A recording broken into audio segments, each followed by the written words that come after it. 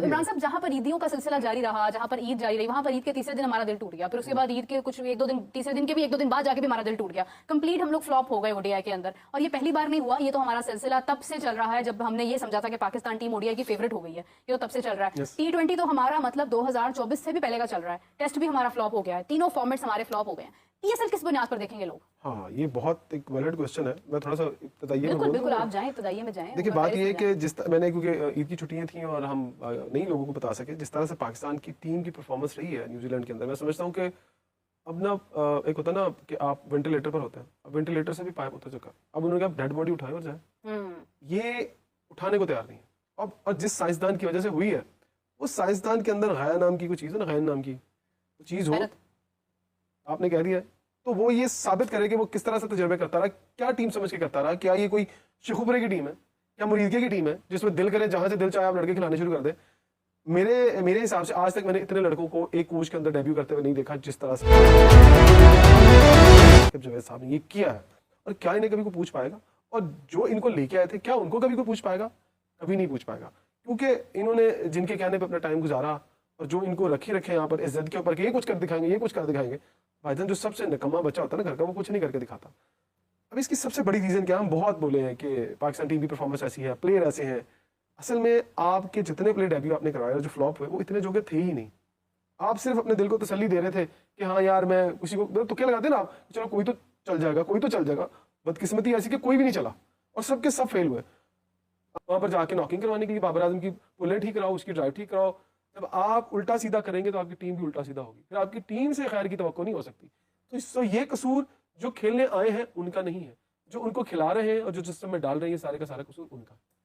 इमरान साहब, सेठी साहब से मैंने जब बात की ना इसके ऊपर, उन्होंने कोचिंग के ऊपर सवाल उठाया। उन्होंने कहा कि आपका कोचिंग का मेयार क्या है? वैसे वो हमेशा से रहे भी इंटरनेशनल कोचेस के हक में है। उन्होंने जो माहौल, जो एटमॉस्फेयर, जो स्किल्स वहाँ पर देखे, उन्हें लगता है कि शायद यहाँ पर नहीं है। और अगर इंटरनेशनल कोचेस यहाँ पर आते हैं तो एक अच्छा एनवायरनमेंट पैदा हो सकता है। अंपायर्स हम भूल जाते हैं। हमने अलीम डार साहब, जिनको हमने सिलेक्शन कमेटी का हिस्सा बनाया हुआ है, उनका बेसिक काम तो ये है कि वो अंपायर्स तैयार करें। हमें अंपायर्स की जरूरत है। हमें वो अंपायर्स नहीं चाहिए जो 5-6 हज़ार रुपए के ऊपर जो है वो किसी को आउट और नॉट आउट दे दें। मैं बहुत बड़ी बात कर रही हूँ, मुझे नहीं पता, मैं एक एग्जाम्पल दे रही हूँ, लेकिन ज्यादा बता दिए। चले वो खैर देखें, प्रोग्राम का भी लाज रखनी है ना जरा। तो वो ये है कि हाँ, तो वो ये है कि आपने इस किस्म के डिसीजंस आप दे दें अगर, फिर उसके बाद ये है कि खिलाड़ी सिर्फ और सिर्फ उसी जगह के एक्सपर्ट बन जाते हैं। वहाँ से जैसे ही वो बाहर आते हैं तो वो हमारी सारी क्रिकेट जो है वो आप समझ लें कि बीमार पड़ जाती है। तो आपका आवे का आवा ही बिगड़ा हुआ है। और आपका डोमेस्टिक रीजन्स, आपकी अंपायरिंग, आपकी कोचिंग, आपके खिलाड़ियों का माइंडसेट, डोमेस्टिक पूरे का माइंडसेट, आपके डोमेस्टिक के अंदर एक कैपेबल बंदा नहीं है। एक भी कैपेबल बंदा आ जाए तो मुझे लगता है हालात बहुत बेहतर हो सकते हैं। देखें, जिस बंदे ने सारी जिंदगी अंपायरिंग की, अलीम डार साहब, उन्होंने अच्छी भली इज्जत बनाई थी। आपने उन्हें प्रेशर के साथ या किसी और वजह से उनको डाल दिया सिलेक्शन कमेटी में, और जितनी उन्होंने इज्जत कमाई थी उससे ज्यादा उन्होंने अपने खाते में जिल्लत डाली। मतलब मैं यही कहूंगा ना, जब टीम हार रही है तो लोग बुरा भला किसको कह रहे हैं? सेलेक्टर्स को, मैनेजमेंट को, और वो अब उनकी तरफ से कोई जवाब नहीं आ रहा। अब अंपायरिंग की बात कर लें, कल ही मैं एक इवेंट पे था, नेशनल वेटरन चैंपियनशिप होती है, मैं बैठा हुआ था। तो पाकिस्तान की जो इंटरनेशनल अंपायर्स वहाँ पर बैठे हुए थे 2-3, मैंने वैसे ही एक अंपायर से बात की, मैंने कहा आज कल आप नजर नहीं आ रहे, आप किधर हैं? तो उन्होंने ना बड़ा मासूमाना सा जवाब दिया। उन्होंने कहा ये ना अल्लाह की बांट है, अल्लाह जिसको दे और उसको उतना ही रिज़्क मिलता है।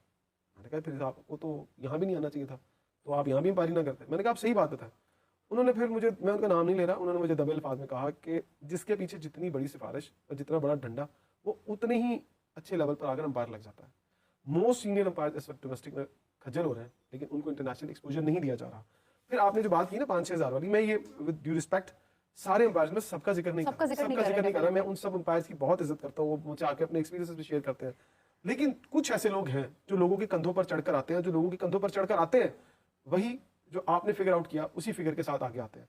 और फिर ये कितना बड़ा क्राइम है कि आपने जो फिगर बताया उस फिगर के ऊपर अगर कोई बंदा सेंचुरी कर जाता है, कोई बंदा 5 आउट कर जाता है, अगर कोई रीजन जीत जाता है, तो उसका असर उस टूर्नामेंट पे नहीं पड़ रहा। वो तो चलो एक टीम को या एक प्लेयर को फायदा हो रहा है, लेकिन मेरा उसका नुकसान क्या हो रहा है कि आपका जो बुरा तरीन स्टफ है वो आपकी नेशनल टीम के अंदर आता है, टीम में आ जाता है। दुनिया की लीग में बीसीसीआई का दबदबा इसलिए है क्योंकि यहाँ के प्लेयरों का वर्ल्ड प्रसिद्धि है, जैसे कि दुनिया में प्रसिद्ध है। क्यों?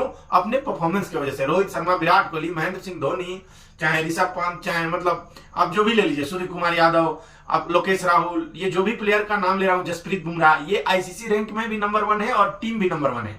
पाकिस्तान की तरह नहीं है कि बाबर आजम नंबर 1 है और टीम नीचे से नंबर 1 है। तो इसके लिए देखना पड़ेगा कि अगर जो किसी भी देश में लीग हो रही है T20 लीग, तो उसको चलाने के लिए सबसे जरूरी है कि आपके जो देश के प्लेयर हैं और आपका जो देश का टीम है उसका परफॉर्मेंस कैसा है। उसका परफॉर्मेंस बढ़िया है तो लोग देखने आएंगे, नहीं तो नहीं आएंगे। जो हाल आज पाकिस्तान टीम का है वो लोग नीचे से टॉप कर रहे हैं और इंडिया ऊपर से टॉप कर रहा है। अच्छा, दुनिया की किसी भी क्रिकेट के पास अगर पैसा नहीं है, वो बैंकक्रप्ट घोषित होने वाला है, तो उसके साथ बीसीसीआई अगर जो लीग खेल लेती है तो उसका कुछ बैलेंस आ जाता है। क्यों? इंडियन ऑडियंस दबा के क्रिकेट देखती है। मतलब इंडिया की जो आबादी है, लगभग कहा जाता है कि ये लोग 75% मतलब क्रिकेट देखते ही देखते हैं, जिसकी वजह से बीसीसीआई को रेवेन्यू जनरेट होता है। उसके बाद तो बीसीसीआई का प्रभाव दुनिया में इतना है कि अगर जो बीसीसीआई जानती है कि मुझे अपने लीग को ऊपर रखना है, तो हम बीसीसीआई अपने देश के क्रिकेटरों को कहीं बाहर लीग खेलने के लिए नहीं भेजेगी। जिस दिन इसने लीग खेलने के लिए बाहर भेज दिया तो उनका भी वैल्यू बढ़ जाएगा। आईपीएल इतना बढ़े ना बढ़े, लेकिन कुछ बढ़ जाएगा। चाहे विराट कोहली कोई दूसरा लीग जाके खेले, रोहित शर्मा खेले, महेंद्र सिंह धोनी खेले, तो उसका भाव अपने आप बढ़ जाएगा। तो सबसे बड़े मेन रीजन जो होते हैं किसी भी लीग की वैल्यू बढ़ाने के लिए होते हैं प्लेयर। तो इंडिया के जो क्रिकेट प्लेयर हैं, इनकी वैल्यू मतलब इतनी है कि एक एड कराने के लिए ये कितना कितना पैसा चार्ज करते हैं, इससे पता चलता है। चाहे महेंद्र सिंह धोनी हो, महेंद्र सिंह धोनी नंबर 1 में आते हैं। आज भी उनका ट्रस्ट जो होता है ना, जैसे कि कोई भी टीवी एड करवाएंगे तो ट्रस्ट इंडेक्स होता है, मतलब विश्वास पात्र कौन से प्लेयर हैं जिससे कंपनियां एड कराएंगी, तो जो क्या बोलते हैं जो कस्टमर है वो ज्यादा वो आइटम परचेज करेंगे, तो उस मामले में धोनी नंबर 1 है।